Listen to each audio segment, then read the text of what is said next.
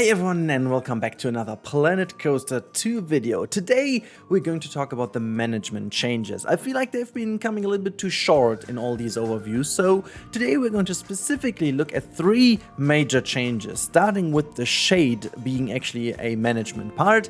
Then we go on to energy management, so we do need transformers and stuff like that this time around. And last but not least, we are going to look into the lifeguards as an element of management. And I will have examples for you guys from other Frontier games along the way, because, you know, as it is Frontier, it just makes sense to look at how they have already realized this in the past. So let's begin with what you can already tell on screen. This is a lot of queue situation going on over here. So this is one of my older parks in Planet Coaster 1. It's Isla Napali, if you're curious, a very realism-oriented project I had been running for a couple years. And I have been building these shade areas every time because I feel like they have been realistic, you know. But in Planet Coaster 1 or in any other game that we know so far, shade really was only a cosmetic thing. But we do know for a fact from the Frontier announcement text and also the recent text that has been pushed onto the website that eventually this is going to be an actual feature, not only for the pools, but actually across the whole park. They have been talking about shade and also sunscreen being an item, so I assume it's going to work pretty similar to how the shelter works in Planet Zoo. So for example, here's some footage of how shelter system works. When you click on an animal, it gonna shows you and highlights you where the animal finds shade, depending on what you've been building piece by piece. So we already know that the system they have running in this engine does already understand if there is a shade going on somewhere, because people and animals will find shelter over there. So people do also seek shelter in Planet Zoo, but you can't really tell. So it's more like a system that the game understands where there is rain and where not. So if people go inside of a building, for example, and it is raining, they automatically put in or they take in their umbrellas and they don't use them anymore because they know they're inside. So that's kind of cool to see. And a system that I'm pretty sure, as we have confirmation now that there will be umbrellas and rain as well, we will be seeing this in Planet Coaster as well. Also, what I find very interesting is that, especially when you build shades with a couple of more let's say broken up or more stylish things, like these kind of pergolas you can see over here for my drop coaster, then you will see that these are also calculated as shade, for example, in Planet Zoo, because these same things will grant shelter for animals too, and even if you have like a sunshade or something. So I'm very positive that this all will be working with effectively the system they have already in place in other games, and we can do this piece by piece, and it's not required to have a certain, let's say, sun sail or so. I mean, I would be happy to have a sun sail as a piece, but you know, you could build this. And also one thing, and not going into the speculation, but what I would find neat is if building indoor sections for your queues and so on will also improve the likeliness for people to go on that ride when it's raining versus when it's not. And in the summer, for those rides, maybe that would be outside, but more likely to those who are fully inside because it's warmer inside or warmer outside, because yet again, this is a system that is in place in Planet Zoo as well for like the heat for animals, for example. So these systems are already in the engine. They could literally take them and would make the whole building of queue areas, which is such an essential part of a coaster game, so much more realistic.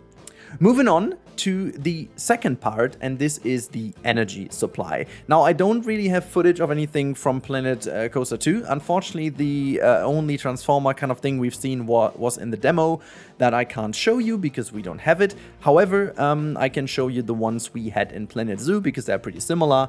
However, there's a huge change. If we quickly look at how it was working in Jurassic World Evolution, you can see we have a dedicated output. So that means that the factory or the transformer or whatever energy thing you put down has a certain output of units, and depending on how many units a ride, for example, requires, this is how much you need to be providing from an energy source. What we've seen in the demo was that a coaster, for example, if I remember correctly, has something around like 50 energy points, whatever unit that is, and a transformer nearby was producing somewhat 52, so you would have 2 spare units for whatever, maybe a lantern or so. Not sure if these lantern pieces will also require energy, which also would make a difference on how much you can theme your area with lampposts, for example, if they require a certain unit of energy. So very interesting to see how they realize that. But just as for the transformers, we have already 3 in Planet Zoo. One being the normal stinky diesel transformer, for example. Then we do also have a solar array, just like in the footage of Planet Coaster I showed you from my Isla Napali project. And we also have kind of wind turbine. The difference is that the area of influence of these things is more positive or negative. So, for example, the wind turbine doesn't really have any negative effect on the people. It's relatively quiet and doesn't stink, while the transformer obviously has a huge negative impact that you can reduce by putting scenery around, as you can see in the footage. But you can also just leave it as is and have a very negative influence on your guests. And I assume this will be pretty similar. The only thing we need to see is if the area of influence that does exist in Planet Zoo, for example, is still a thing, or if you can put down your transformers and stuff wherever you want. To be completely honest with you, I've never been a fan of these area of influence thingies, because like this is not how it works in real life. I do understand that in Jurassic World Evolution, with the way bigger area you're working with, it kind of makes sense to have an area of influence and have some substations that you need put somewhere, but given we don't really work with this crazy size of a theme park, I feel like it would be way easier that you somewhere in the park have like a backstage area with a huge energy supply system, whether it's a huge solar system or a couple of transformers or a couple of engines, whatever, and then you just add up and you need to plan more space for it to, you know, expand the park in the future. I think I would actually love to see that versus, you know, having dedicated outposts, which kind of don't really make that much sense, because, you know, you kind of have some cables in the ground and that's that. And also like there's not really that big of a, like with this distance, you don't need to think about if energy is translated one by one or if there's some reduction the longer, you know, the power has to travel. But yeah, you know, for these small areas, it doesn't really make any sense to go that deep into it. Now, that should be enough about energy, because it, you know, it is relatively obvious we have these things, need to put them down, need to, you know, get a certain amount of units, and then obviously you need to expand when you want to expand your park, which I think is a good feature for management that was actually lacking in the first game, as we didn't have any energy management whatsoever. Now, let's quickly speak about the lifeguards. We do have some footage of those. We do see where the lifeguards are in some of the screenshots. And I'm going to take specifically one screenshot over here where I'm going to explain how exactly that works. So you can actually somehow compare it a tiny bit to the traversable area of our wonderful zookeepers in Planet Zoo. I'm going to quickly show you the footage of that one. It is basically you click on the keeper and then you have a traversable area shown within the habitat, and this is where they can walk and where they can reach certain things. And we've been shown a relatively similar thing. You click on, in this case, they clicked on a lifeguard tower. Not sure if there's also a chair or something, but it seems like that this is the item that needs to be placed down, and then you do have a certain range from this lifeguard tower that the lifeguard can access relatively quickly. And I think it was dependent on what they can see. So a lifeguard tower sitting on that one, you have a wider view range, which makes total sense. And then from there, the area of influence is kind of generated. So you need to place these lifeguard towers also strategically. So you don't need too many of those, and you want to ensure that most of your the pool area is being covered by these areas of influence that your lifeguards need to tackle, you know. And I think this is also something that you need to keep in mind, specifically earlier on in the game when it needs to be, I guess, cost efficient. And then you want to build your pools in a way that 1 or 2 lifeguards will be sufficient for the area, versus later on you can maybe spam some more down. But this is effectively how it will work. So these 3 things combined, I think it's good to quickly draw a little conclusion, because as we all know, this is a topic that specifically many people who have been more on the negative side when it comes to the management in the first game. You know that I'm more of a sandbox player, but I would love to play more scenarios and stuff if they are more challenging and more in-depth when it comes to management. And so the overarching question is, are these 3 things a valid and a good input to the game. Honestly, about the energy, for me, it's a must in a way. It's not groundbreaking. It's good to have, valid to have, and important to have.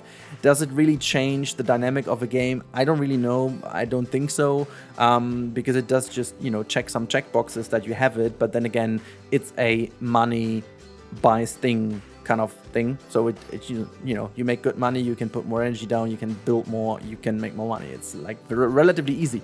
However, the shade management is something I'm very interested to see, and I think is a very good new aspect in the game, because I feel like this is very unseen. And it does change how you build actual queues of a coaster. So building queues and building queuing areas and waiting areas for your coaster has never been actually a part of the game. It didn't really matter where you spam your queue, how you laid it out, how big your queue was, how much space you reserve for it. As long as you had a queue going from the path towards your ride, you were good to go. But now this entire thing becomes a part of the game, which I feel like is very great because it is super relevant to a theme park in general. So a big props to Frontier to going that route. It's definitely something I have not expected to be in the game. So very neat. And about the lifeguards, well, I don't know. It's a given, you know. You need to have people to rescue people. But honestly, I have no idea what exactly would be the cause to not have anyone. If I don't know if the park is being closed, if too many people drown in your pool area, which I assume it will, or if it's just having some fines or whatnot. I don't know, or if it's just a reputations thing. We have to see how that goes. So that's been it. I really hope you guys enjoyed this a bit more deeper look into the new management elements of Planet Coaster 2. And again, the reminder, if you want to keep track of the development of Planet Coaster 2, make sure to subscribe to the channel. I will cover everything, and there are going to be more little bits and bytes of deep dives in the next coming days until we have some new footage, hopefully on the 31st in 2 weeks time. So I can't wait for that one. Until then, please subscribe to the channel. You would do me a huge favor by that. Help me reach this 100k this year. That would be lovely. Thank you so much for watching. Have a nice day, and I'll talk to you in the next one.